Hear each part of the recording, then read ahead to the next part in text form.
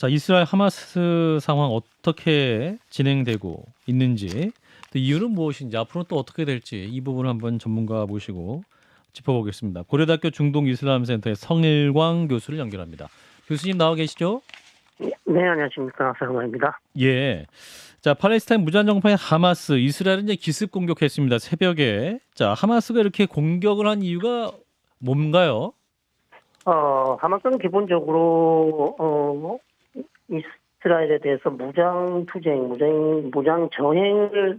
저항을 원래 추구하는 조직이기 때문에요. 무장 저항. 예. 네, 그래서 존재 이유 자체가 사실상 대이스라엘 무장 투쟁입니다. 그래서, 현재까지 계속해서 전쟁을 벌이고 있고, 예. 물론 이번 전쟁의 양상이 이전과 다르게 지금 이 밑에 지금 하마스의 지상군이 마치 그 안은 지금 이스라엘 마을을 점령하는 사실상 초유의 사태가 지금 발생했거든요. 예. 네, 그래서 이전 전쟁과는 완전히 지금 다른 양상으로 지금 가고 있다. 저는 그렇게 말씀드릴 수 있겠습니다. 하마스군이 지상군으로서 땅을 점령하고 있다. 이 부분은 그러면 이스라엘 군 역시 지상전을 확대할 수 있는 가능성이 있기 때문에 전면전까지 갈 수 있는 그런 상황일 수도 있습니까? 그렇습니다. 그럴 가능성이 있어 보이죠. 왜냐하면 일단 이스라엘 피해자가 너무 많이 나왔고요. 예. 이스라엘 피해자는 지금 뭐 700명, 800명 수준인데 이 이상으로 더 올라갈 수도 있습니다. 1000명까지도 갈 수 있는 상황이고. 사망자가? 예. 네네, 예. 사망자만요. 부상자는 뭐 한 2000명이 넘습니다. 예. 그래서 팔레스타인 측도 이제 사상자가 늘어나는데 사망자가 지금 한 400명. 예. 예, 부상자도 뭐 한 2,500 이상 이렇게 계속 늘어날 것으로 보이고요. 근데 지상군 투입은 이스라엘이 조금 이제 힘들어하는 이유가 지상군을 투입하게 되면 이스라엘 군인들 사상자가 더 늘어날 것입니다. 네, 그래서 상당히 고민하고 있고, 그리고 하마스는 이미 이스라엘 지상군 투입에 대비해서 모든 것을 준비해 놓았다. 이렇게 지금 얘기를 하고 있어서 예. 이스라엘 정부로서는 이제 상당히 고민스러운 점이죠. 예, 저희가 이제 조금 전에 SNS에 공개된 음악 행사장에서 이제 도피하는 이제 이스라엘 국민들 모습도 보여드리긴 했는데, 지금 이제 그 음악 축제 행사장 주변에서 269의 시신이 나오는 등 민간인 사망자가 또 대다수인 것으로 지금 나오고 있고, 지금 말씀하신 거 보면 또 하마스가 또 점령까지 하고 있다, 지상군 전쟁까지 하고 있다, 그렇게 무리를 하는 이유, 민간인 공격까지 감행하면서 이렇게 하마스가 무리하는 이유는 어디에 있다고 판단하십니까? 하마스는 원래 한국에서는 이제 계속 무장정파라고 그렇게 표현을 하고 있지만, 예. 사실 좀 강경하고 좀 저 같은 사람들은 좀 하마스 같은 경우는 무장정파이기도 하지만 또한 테러 단체다 이렇게 보고 있습니다. 예. 네, 말씀드린 것처럼 존재 이유 자체가 대이스라엘 무장 투쟁이고요. 예. 그리고 이전에도 90년대 중반 자살폭탄 테러를 통해서 이스라엘 내에서 버스 위에서 자살폭탄 테러를 해서 많은 사상자와 사망자를 발생시킨 조직이 바로 하마스입니다. 예. 네, 그래서 하마스가 이스라엘 영토로 들어와서 민간인을 살해하는 것은 그다지 놀랍지 않다. 네, 이전에도 많이 있어왔고 하마스 단체는 그런 것을 전혀 꺼려하지 않습니다. 전혀 그것을 두려워하지 않는 조직이기 때문에 그렇다고 말씀드릴 수 있고, 그럼 왜 이 시점에 이런 기습 공격을 했는가? 예, 왜 이 시점인가? 그 부분이 참 궁금해요. 예. 네, 지금 이스라엘과 사우디가 관계 정상화를 하고 있죠. 아하.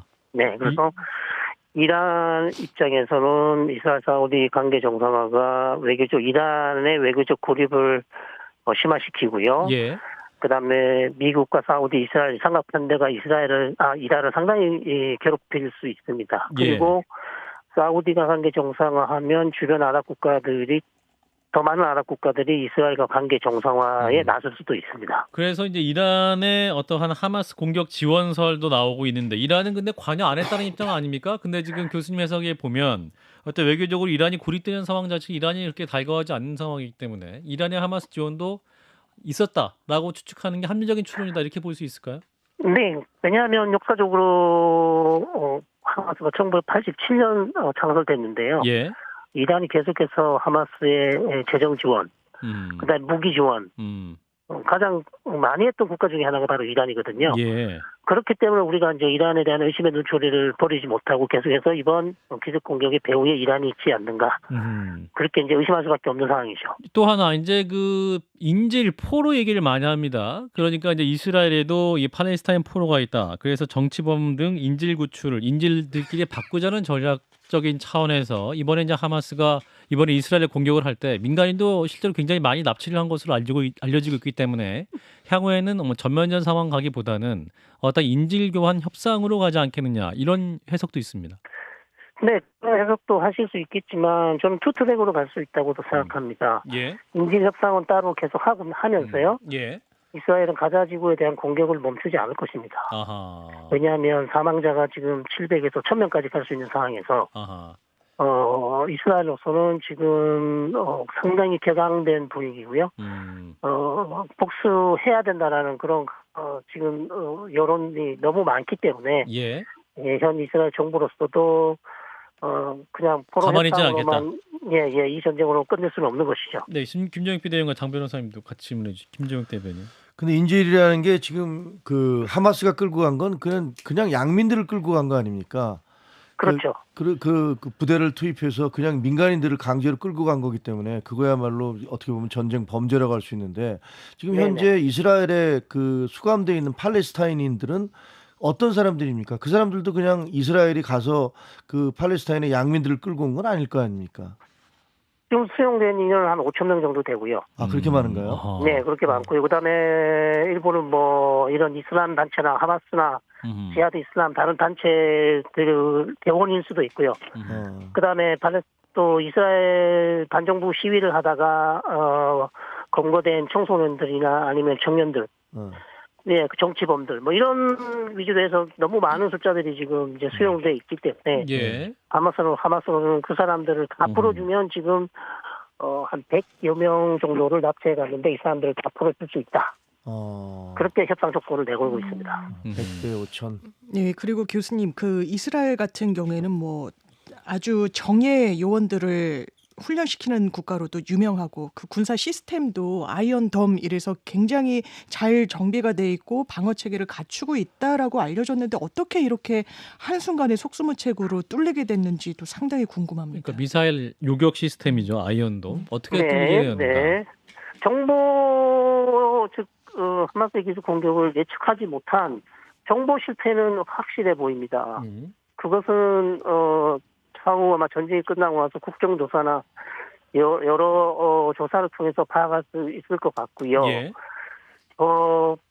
그러면 아이언돔은 이제 지금 국내 보도를 보시면 아이언돔이 뚫렸다. 아이언돔이 다 이제 망했다. 뭐 이런 보도들이 예. 많이 나오고 있는데. 예, 그렇죠. 네, 제가 현지 사람들하고 이제 파악을 해봤습니다. 예. 전화를 해서 통화를 해본 결과 아이언돔의 실패로 로켓 공격으로 사망한 이스라엘 사망자는 100명도 안 된다. 100명 미만이다. 예. 수십 명에 그친다. 그렇게 얘기를 하고 있고 나머지는 다 그럼 하마스 대원들이 와서 총살 혹은 군이나 경찰 이스라엘 군이나 경찰이 하마스 대원과 교전 중에 사망한 사람들이라는 얘기죠. 그래서 아이언돔이 뚫렸다라는 보도는 사실상 저는 오보라고 봅니다. 그럼 이 많은 그 1000명에 가까운 어떤 지금 사망자 가운데 실제 아이언돔으로 인한 사망자는 한 10%의 10% 미만입니다. 10% 미만일 뿐이고 실제로 그 많은 사망자는 실제 교전을 하면서 지상군 교전이나 아니면 민간인들이 많았죠. 왜냐하면 이스라엘 남부 가자 지구에 있는 22개 마을에 하마스 대원 한 5, 600명, 많게는 1000명이 들어가서 다 죽였습니다. 민간인. 그렇군요. 그런 사건이기 때문에. 그리고 SNS로 지금 전해지는 상황은 하마스가 기습을 했을 때 이스라엘 군들이 예상보다는 굉장히 오합지졸이었다. 국경 초서부터 굉장히 당황한 모습이었다. 그래서 납치도 허용했다. 이런 기사도 나오고 있거든요. 네, 실제로. 맞습니다. 실제로 하마스가 공격을 한 후에 뭐 5시간 지나서 7시간, 8시간 지나서 겨우 이제 군인들이 도착했다는 그런 보도가 많이 났고요. 그 이유를 살펴보면 이날이 즉 장막절, 유대인 명절 아주 긴 유대 명절 마지막 날이었어요. 그렇군요. 그러니까 대부분 다 이제 군인들이 휴가를 하든지 아니면 집에 와 있든지. 그래서 전선에 있는 군인 숫자가 상당히 적었고 그런 상황에서 이제 그것을 다 이미 간파하고 있는 하마스가 그런 날짜를 딱 찍어서 기습 공격을 했던 것이죠. 그렇군요. 또 이제 그런 네. 상황 속에서 현지에서 새벽에 공격을 했기 때문에 이스라엘군으로서도 굉장히 좀 기습당한 그런 상황이긴 한데. 자, 네네. 그래서 네타냐후 총리가 이제 하마스를 괴멸시키겠다 강력한 의지를 천명하고 있지 않습니까? 근데 이제 네네. 과연 가능할 것인가? 어렵죠. 쉽지 어려운 이유는 않습니다. 뭡니까? 그러니까 어디에 어, 있는지를 모르고 선택적으로 포격을 해야 그렇죠. 되니까 그렇습니까? 예. 하마스라는 단체 자체가 이게 일종의 민병대처럼 그렇게 조직된 단체이기 때문에 예. 누가 정확히 하마스 대원인지 아. 누가 하마스 대원이 아닌지 일단 구별 자체가 어렵고요. 아. 하마스를 완전 괴멸시킨다는 말은 가자 지구에 지상군을 투입해야 된다는 얘기거든요. 아하. 그러니까 지금 지상군 투입 여부도 아직 결정이 안 된 상황에서 일단 예. 지상군을 투입해야 하마스를 괴멸시킬 것이고 그다음 하마스를 괴멸시킨 다음에 어떻게 할 것인가. 가자 지구를 다시 재점령할 것인가 아니면 다 철수하면 다시 나올 것인가. 철수하고 다시 나오면 하마스는 또 만들어질 텐데요. 예.